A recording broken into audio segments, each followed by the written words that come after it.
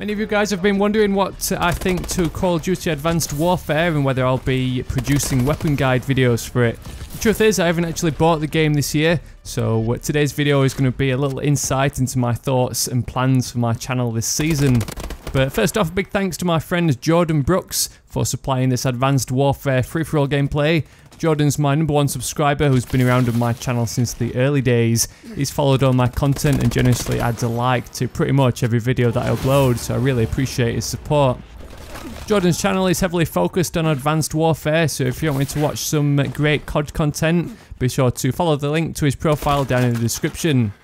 I'm pretty sure he'll be starting a weapon guide series of his own soon, so if you're going to miss my Call of Duty videos, his channel will hopefully fill the gap. So let's start this discussion with a bit of history. I started my channel in the days of Black Ops in 2011 and created Call of Duty and Battlefield weapon guides and class setups. It took me around 3 years to acquire 50,000 subscribers, which takes us to around mid-2013.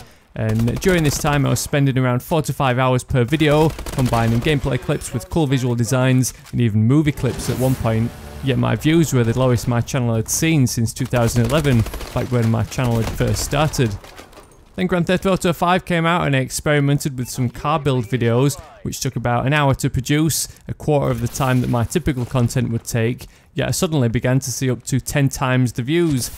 My subscriber count also doubled in about 6 months, where it had previously taken 3 years to amass that many with the first-person shooter content. But I then made the mistake of trying to put more time into my GTA 5 videos by doing the subscriber showcase, and I ended up burning myself out by putting 5 to 6 hours into tediously building over 200 user-submitted cars. This resulted in me falling out with gaming and I ended up neglecting my channel all summer.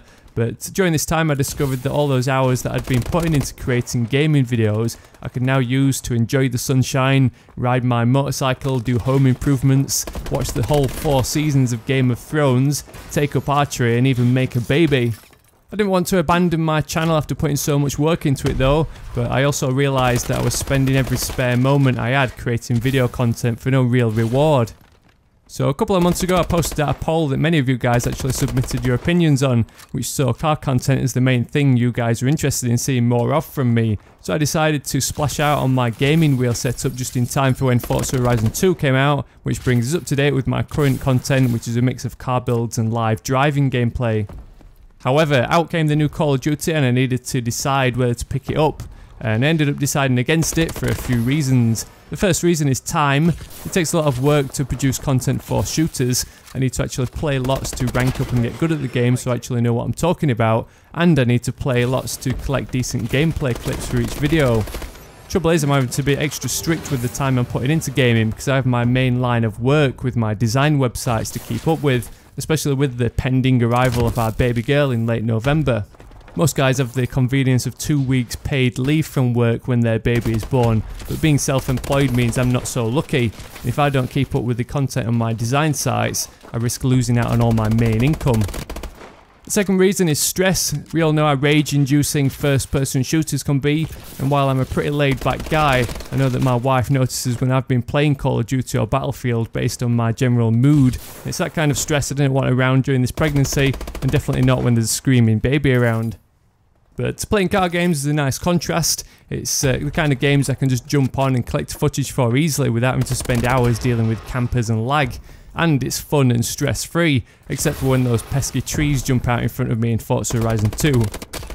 So my plan for my channel going into the future is to continue with Forza Horizon 2. I'll then be picking up GTA 5 for Xbox One and continuing with my popular car build series, which will hopefully be relatively easy content for me to produce that will hopefully see good results in terms of views, while my time is being taken up with a cute little newborn. Then we're looking at Project Cars coming out in March, which I have some awesome plans for involving a friend who races karts and GT3 cars in real life. Check out my recent tweet where I shared a link to his onboard video on the track with a Lamborghini Super Trofeo, so I definitely can't wait to work with him to combine gaming and real life racing.